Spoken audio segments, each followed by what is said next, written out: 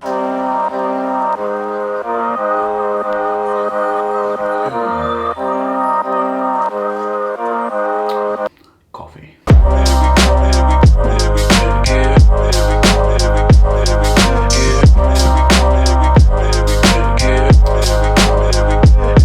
Right, I'm just gonna get straight into it.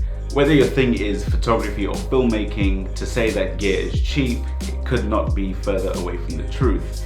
And if you look at a typical photographer's or filmmaker's kit, you're looking at prices potentially far into the thousands. So what if you're just getting into photography or filmmaking and you haven't got the money to invest in all this expensive gear right this minute, or you've got some money but you're still saving for that camera or that piece of equipment that you've been having your eye on for the longest time. And while you're waiting for this money to come around, you're wasting valuable time that you could be using to exercise your skill as a photographer or filmmaker. And for those of you who don't know where I'm going with this, you probably do have access to high quality camera equipment on a day-to-day basis.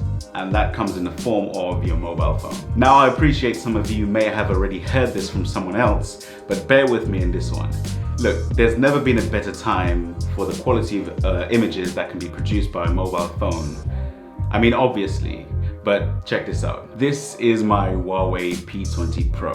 It has a tri-lens camera setup, which consists of a 40 megapixel RGB f1.8 aperture lens, a 20 megapixel monochrome f1.6 aperture lens, and an 8 megapixel telephoto f.2 aperture lens. Now, there is some processing going on within the sensor of the mobile phone, so the sizes of the pixels will vary depending on the shooting mode, but generally that's quite impressive for just a mobile phone. The phone can record from 720p at 30 frames per second up to an impressive 4K at 30 frames per second, and that's in RAW format.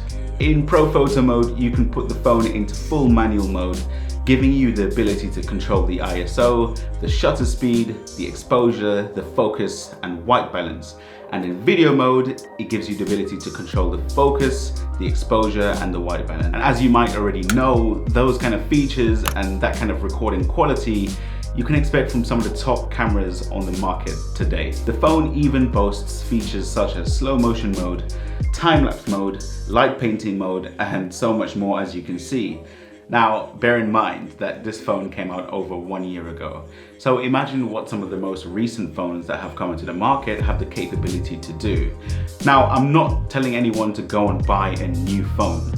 If you already have a phone that has those capabilities, then you have access to good quality camera equipment. Now, of course, this is only a phone, so there are going to be some drawbacks. I'm not going to get into all the details of that because this is just one specific phone and there's so many other phones in the market. There's no guarantee that you have this phone, but here are some of the things that stand out to me the most. Some of the things that I think are kind of generic. You can't really shoot in a flat color profile, so that gives you less controllability over the final look of your image in post-processing. Not a big deal, but it's nice to have a bigger range of controllability when it comes to color grading and color correcting. The next thing is that the manual settings in video mode is kind of limited when compared to the manual settings that you would find in photo mode. Now, of course, like I just said, this is just one phone and there are so many other phones in the market with different capabilities and features. So hopefully now you're more convinced and you can see the capabilities that mobile phones do have these days.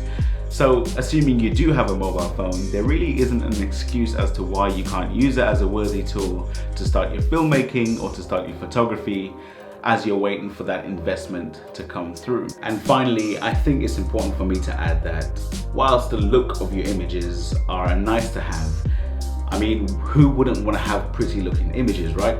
But keep in mind that story is king, and once you learn how to tell a compelling visual story, then images, the way that images look, the final look, can only supplement that.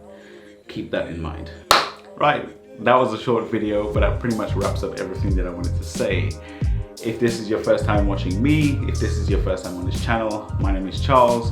I'm a freelance videographer. I've been doing freelancing for a couple months, but I've been into videography for the past 2 years. and I wanted to open this channel to kind of give back and to kind of improve on my skills as a videographer at the same time. If you liked this video, please consider subscribing. If you want to see more videos like this, also consider subscribing. Hit the like button and leave your thoughts in the comment box below. Share it with people that you think that will gain some value from this video also. Check out my other videos on my channel. Most likely if you're watching this video, you might be interested in those videos as well. Anyway, that's all from me, and I'll see you next time.